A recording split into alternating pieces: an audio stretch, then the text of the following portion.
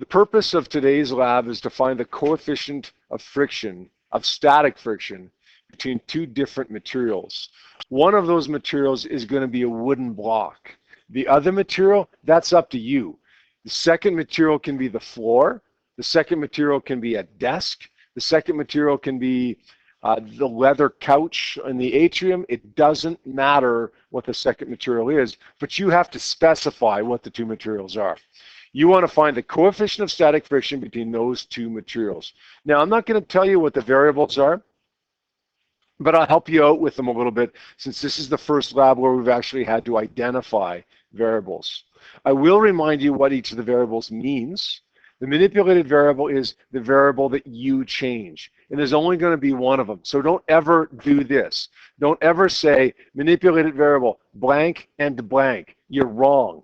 If the word and appears beside manipulated variable, you're wrong, because there's only one manipulated variable. There's also only one responding variable. We change something, we manipulate something, and then something responds to that. But there's only one of each.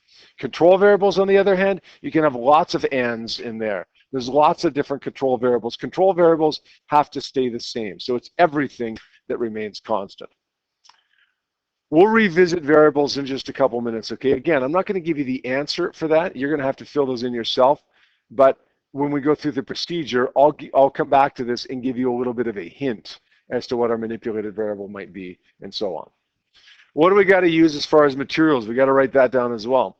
Well, we're going to use a triple beam balance scale, because we've got to measure the mass of the wooden block that is being pulled along the floor, or the leather couch, or the desk, or whatever the case may be. Most labs you've done so far have involved using a motion sensor with the AirLink apparatus. This time it's actually going to be a force sensor. That force sensor is going to be connected by a little hook and a string to this wooden block. And on top of this wooden block are going to be masses. So aluminum masses. 100 gram mass, 200 gram mass, and so on. Connected to the force sensor will be your AirLink apparatus. This is an older version, so it looks a little bit different than what you use, but you know what it looks like, right? You know what you use because you've used it a few times before already. Now, connected to your AirLink apparatus by Bluetooth will be over here somewhere, your iPhone, or whatever phone it is that you're using, right, to collect the data. So how is this going to work? How is this going to work? Let me summarize the procedure, and then I'll flip the page and give you a detailed procedure, which, by the way, you're not going to have to write in your lab, but you are going to have to be aware of as you're actually performing the lab. Basically, here's what's going to happen. You're going to take this wooden block, put some masses on it, weigh it, okay, see what it weighs. And then you're going to hook up the force sensor along with the AirLink in your iPhone to this wooden block. You're going to take the force sensor, you're going to literally pull it. There's 2 finger holes in it. You're going to pull it. You're going to pull it really, really lightly, but pull it harder and harder and harder until it begins to move. Make sense? When it begins to move, you've just exceeded the maximum possible force of static friction. When you look on your iPhone, you should be able to see a graph of force versus time. You don't have to export your data from this to Google Sheets. All you're going to do is look at your phone, look at the graph on your phone, and for each trial, you're going to look at what the maximum force was, the maximum force of static friction. In other words, what was the maximum force that you had to pull with before it started moving? Okay, read it off the graph and write that number down as the maximum force of static friction, right? So tell me, what is it do you think you're changing in this from one trial to the next? I just explained one trial, right? I just said you're going to put a bunch of masses on this wooden block, you're going to put it on the triple beam balance scale, you're going to weigh it, you're going to hook up the force sensor, and then you're going to pull it. What is it do you think you're changing, you're manipulating in this activity? Yeah? No, not the other object that's in contact with the wood. I'll tell you right now, that's going to be a control variable, right? We have to have, if you're pulling it on the floor, it's got to be on the floor through every trial, right? Otherwise, the coefficient of friction will be different for each trial. We want the same coefficient of friction throughout the whole thing. Therefore, I'm telling you right now, the two materials that we're using have to remain constant. Yeah, that's the biggest one. Yeah. Yeah, now be careful before you write that down. Rosie said it's the masses on the block. What we're really changing here is, I'll tell you this one, I just won't tell you the other one. What we're really changing here is the normal force in the block. Now, how are we attacking that? How are we getting the normal force to change? Well, we're changing the mass, right? Doesn't really matter how we accomplish that. Maybe you get a question that says, down the road, you want to manipulate the kinetic energy of something. It doesn't really matter whether you change the mass or the speed or a combination of both. The one variable you're changing in that problem is the kinetic energy. The one variable we're changing here is the normal force. Now, how we're likely going to accomplish that is by changing the mass. But we could go to another planet and change gravity, right? So technically, what I'm actually manipulating is not the mass. Technically, what I'm manipulating is the normal force. By changing the mass, that's simply the means by which I change the normal force, if that makes sense. All right, so that's my manipulated variable. I already told you a control variable. What's going to respond to that? I'm not going to tell you that. Okay, you're going to figure that one out on your own. What changes, what varies because of what I change myself, because of the normal force being changed. All right, here's a pretty detailed procedure. I'm not going to ask you to write this down. What I would suggest you do is just snap a picture on your phone because you're not going to have to write this out in your lab. It's already done for you. Just snap a picture on your phone so that you've got a copy of it nearby as you're actually going to perform the lab.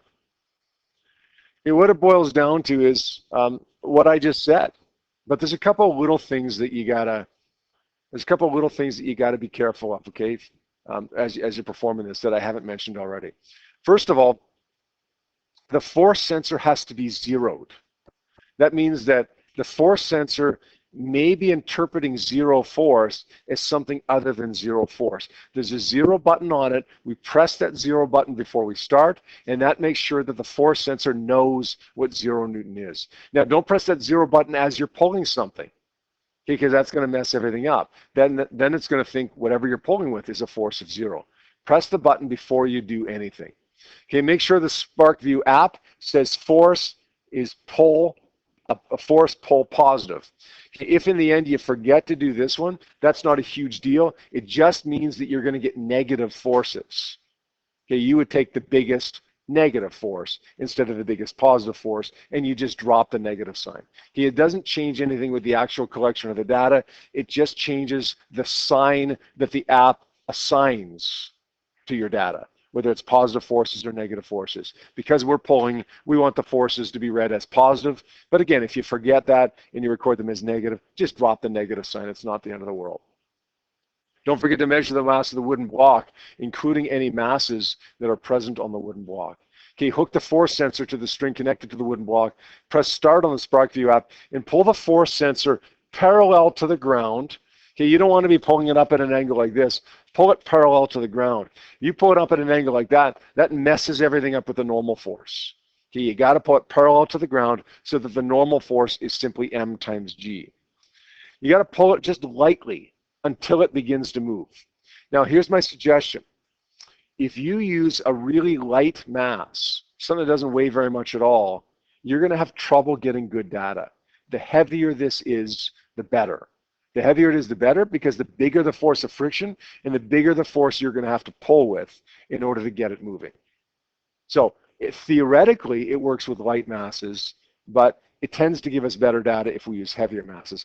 I'm not suggesting that you use 20 kilograms type thing, but lean towards the heavier side when you're putting your masses on here.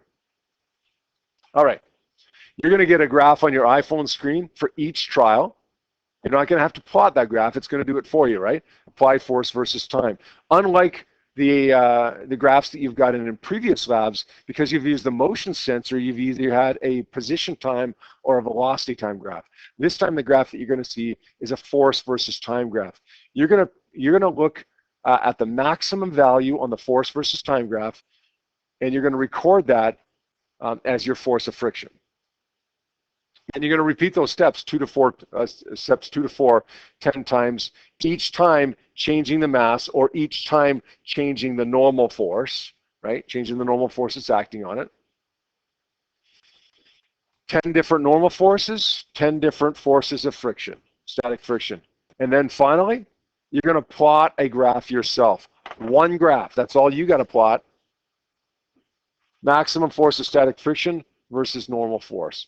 And then you're going to determine the coefficient of static friction from that graph. So here's what your data is going to look like. You've got your mass of your wooden block and whatever mass is on top of it, and your maximum force of static friction, which just comes from the maximum force on your graph that you're reading off of your iPhone, directly off of your iPhone. Then you have to create an analysis table.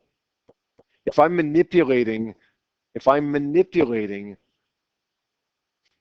the normal force, then I have to somehow change this mass into normal force. I'm going to do that by multiplying it by 9.81.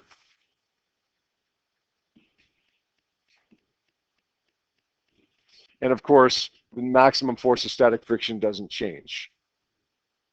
This is analysis because I've done calculations. In addition to this calculation analysis table, I'm going to plot a graph. I'm going to plot a graph of my normal force on the x-axis and my force of static friction, maximum force of static friction on the y-axis, my responding variable versus my manipulated variable, and I should get a straight line for this.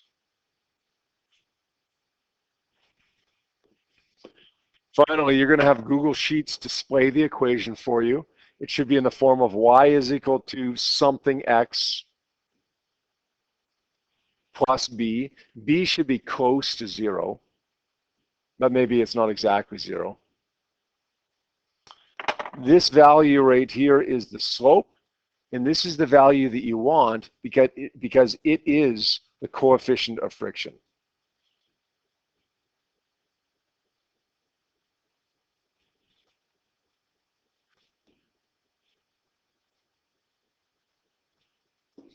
As far as showing your work, all you got to do to show your work really is display the equation on the graph that Google Sheets does for you, so that I know you didn't copy that number off of somebody else.